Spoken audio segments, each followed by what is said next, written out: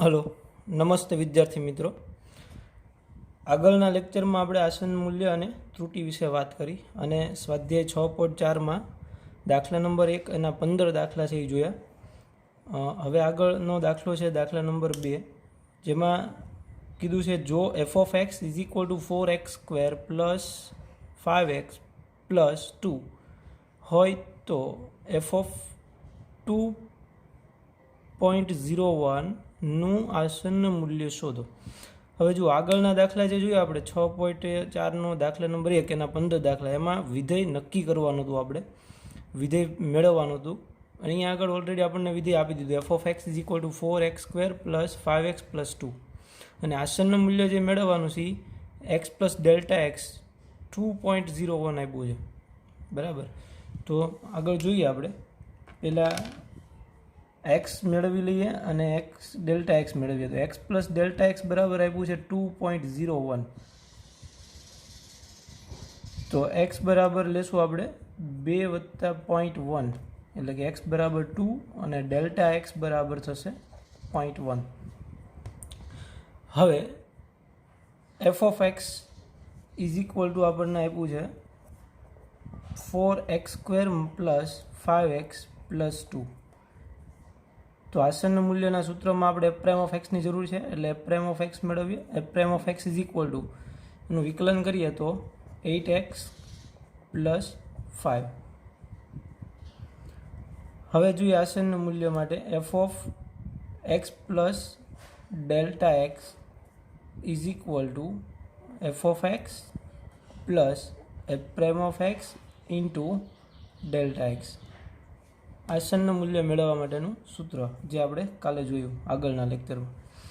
તો હવે F of x plus delta x કેટલું છે, તો કે 2 plus 0.1 is equal to f of x કેટલા લેવાના છે 2 plus f prime of x લેવાના છે 2 અને ડેલ્ટા એક્સ છે એ 0.1. તો એફ ઓફ 2.01 આપ્યું છે, એટલે 2 પ્લસ 0.01 ડેલ્ટા એક્સ 0.01, એટલે અહીંયા આવશે 0.01. હવે એફ ઓફ એક્સ આપ્યું છે આપણને 4x² પ્લસ 5x પ્લસ 2, તો એક્સની જગ્યાએ 2 મૂકવાના છે. તો અહીંયા આવશે 4 into 2² plus 5 into 2 plus 2 plus f prime of x, એટલે કે એફ પ્રાઇમ ઓફ 2, એક્સ બરાબર 2 મૂકીએ તો 8 ઇન્ટુ 2 પ્લસ 5 અને ઇન્ટુ 0.01. તો હવે સાદરૂપ આપીએ તો F of 2.01 is equal two 2 નો વર્ગ 4, ચોકે 16, 16 10 26 2 28 પ્લસ 16 5 21, 21 ગુણ્યા 0.01 એટલે 0.21. તો એફ ઓફ 2.01 નું આસનનું મૂલ્ય મળ્યું આપણને 28.21. તો એ જ રીતે દાખલા નંબર 3 આપ્યું છે, એમાં એફ ઓફ એક્સ આપ્યું છે આપણને એક્સ પ્લસ ડેલ્ટા એક્સ આપ્યું છે 5.001. તો એક્સ બરાબર 5 અને ડેલ્ટા એક્સ બરાબર 0.001, અને આ વિધેય આપ્યું છે. તો એનું વિકલન મેળવી અને સેમ ઉપરના દાખલાની જેમ ગણવાનું છે હોમવર્ક. હવે જોઈએ દાખલા નંબર 4. એક સમઘનની બાજુની લંબાઈ x મીટર છે. સમઘનની બાજુની લંબાઈ આપી દીધી છે બરાબર x મીટર.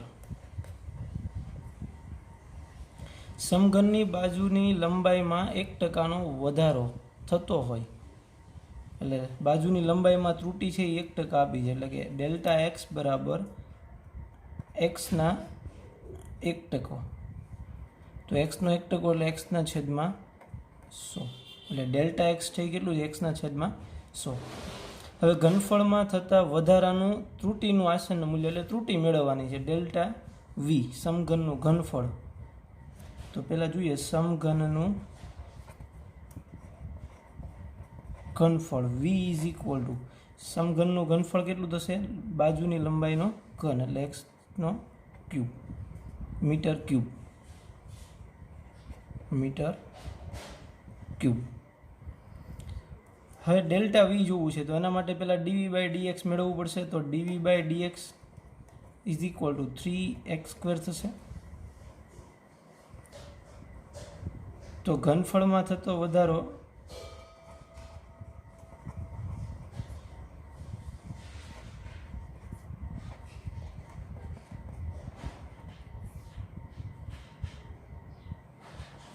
ત્રુટિ ડેલ વી બરાબર, આપણે આગળના લેક્ચરમાં જોયું હતું ને ત્રુટિનું સૂત્ર, del y is equal to d y by d x into del x. તો અહીંયા આગળ આવશે d v is equal to d v by d x into del x. Del v is equal to d v by d x into del x. આ ત્રુટિનું સૂત્ર છે. તો આપણે મેળવવાનું છે ડેલ વી, અને ડીવી બાય ડીએક્સ છે એ આપણે અહીંયા આગળ મેળવ્યું 3x², અને ડેલ એક્સ આપણને આપી દીધું છે એક્સના છેદમાં 100. તો ડેલ વી બરાબર 0.03x³ મીટર ક્યુબ. તો સમઘનના ઘનફળમાં થતા વધારાનું ત્રુટિનું આસન્ન મૂલ્ય છે એ કેટલું થશે? 0.03x³ metre cube. એટલે આ રીતે છે એ ત્રુટિ મેળવવાની છે. બરાબર. નેક્સ્ટ દાખલો જોઈએ.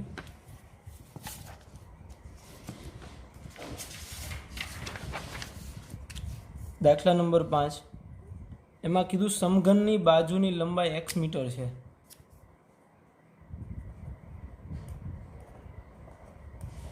સમઘનની બાજુની લંબાઈ બરાબર x મીટર. જો સમઘનની બાજુની લંબાઈમાં 1% ઘટાડો થતો, અહીંયા ઘટાડોનું કીધું છે એટલે એમાં ત્રુટિ આપી છે ડેલ્ટા એક્સ, એ એક્સના 1% ઘટાડો. તો ઘટાડો એટલે માઇનસ આવશે, એટલે માઇનસ એક્સના છેદમાં 100. તો તેના પૃષ્ઠફળમાં આશરે કેટલો ઘટાડો થાય તે શોધો. પૃષ્ઠફળની વાત કરી તો સમઘનનું પૃષ્ઠફળ કેટલું? સમઘનનું પૃષ્ઠફળ એટલે કે એની સપાટીનું ક્ષેત્રફળ, એને આપણે એસ વડે દર્શાવ્યું હતું. S is equal two 6l². અહીંયા એક્સ કીધું છે બાજુની લંબાઈ એટલે 6x². તો પહેલાં એનું એક્સની સાપેક્ષ વિકલન જોઈએ એટલે ds by dx is equal to 12x. હવે આપણે પૃષ્ઠફળમાં થતો ઘટાડો જોવાનો. તો પૃષ્ઠફળમાં ત્રુટિ એટલે કે del s is equal to dh by dx into del x. હવે કિંમત મૂકી દો આમાં. ds બાય dx એટલે 12x, અને આ આપ્યું છે માઇનસ એક્સના છેદમાં 100. તો કેટલું મળશે? Minus 0.12x² del s meter square. તો જ્યારે સમઘનની બાજુની લંબાઈમાં 1%નો ઘટાડો થાય ત્યારે એના પૃષ્ઠફળમાં છે એ આશરે માઇનસ 0.12x² વધારો. માઇનસ જો લઈએ આરે તો વધારો, નકર એમ કહેવાય કે તેથી પૃષ્ઠફળમાં 0.12x² મીટર સ્ક્વેર નો ઘટાડો થાય છે. અહીંયા પ્લસ લખ્યું છે મેં, જુઓ અહીંયા ઘટાડો લખ્યું છે. જો -0.12x² મીટર સ્ક્વેર લખું તો અહીંયા વધારો લખવો પડે, કેમ કે માઇનસ છે એ ઘટાડો દર્શાવે છે ઓલરેડી. બરાબર. જોઈએ નેક્સ્ટ દાખલો. દાખલા નંબર 6. એક ગોલકની ત્રિજ્યાના માપમાં 0.02 મીટર ત્રુટિ રહી ગયેલી છે. ત્રિજ્યાના માપમાં તો પહેલાં ધારી લઈએ. ધારો કે ગોલકની ત્રિજ્યા આર છે, તો એ ત્રિજ્યાના માપમાં ત્રુટી એટલે ડેલ્ટા આર એ આપ્યું છે 0.02 મીટર, અને ત્રિજ્યા આર બરાબર 7 આપ્યું છે. 7 મીટર માપવામાં આવી હોય તો તેના ઘનફળમાં પ્રવેશતી ત્રુટી. તો ગોલકનું પહેલાં ઘનફળ જોઈએ. ગોલકનું ઘનફળ v બરાબર કેટલું છે? 4/3 પાઈ આર ક્યુબ. ગોલકનું ઘનફળ v is equal to 4/3 pi r cube. તો એનું વિકલન હવે આરની સાપેક્ષે, એટલે dv/dr ઇઝ ઇક્વલ ટુ આ ઘન 3 ઘાત આગળ આવશે એટલે 3 3 ઉડી જશે, એટલે 4 પાઈ આર સ્ક્વેર. આ મળ્યું આપણને ઘનફળમાં આરની સાપેક્ષે વિકલન. હવે ઘનફળમાં ત્રુટી, ગોલકના ઘનફળમાં ત્રુટી એટલે કે ડેલ્ટા વી. હવે del v is equal to dv/dr into del r. તો અહીંયા બધી કિંમત આપી છે, મૂકી દઈએ. તો del v is equal to dv/dr અહીંયા મેળવ્યું આપણે 4 pi r square into del r. તો હવે કિંમત મૂકીએ એટલે del v is equal to 4 pi r is equal to 7 નો સ્ક્વેર, અને પેલું આપ્યું છે 0.02.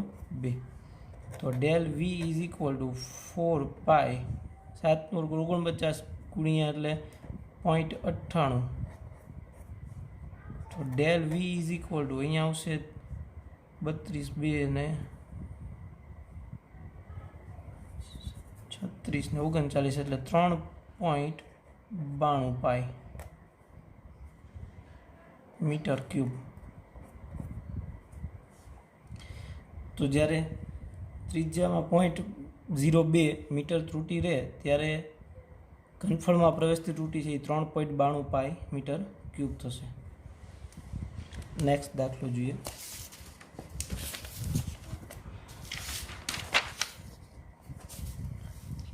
દાખલા નંબર 7.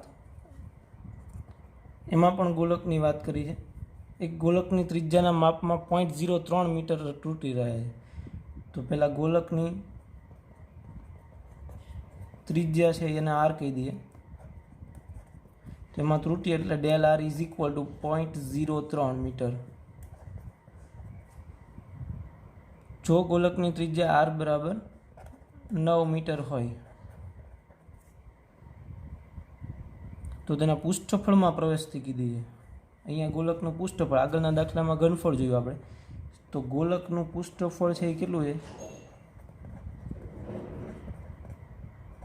પૃષ્ઠફળ ગોલકનું s is equal to 4 pi r square એનું સૂત્ર છે. તો હવે ds/dr 8 પાઈ આર. હવે પૃષ્ઠફળમાં ત્રુટી,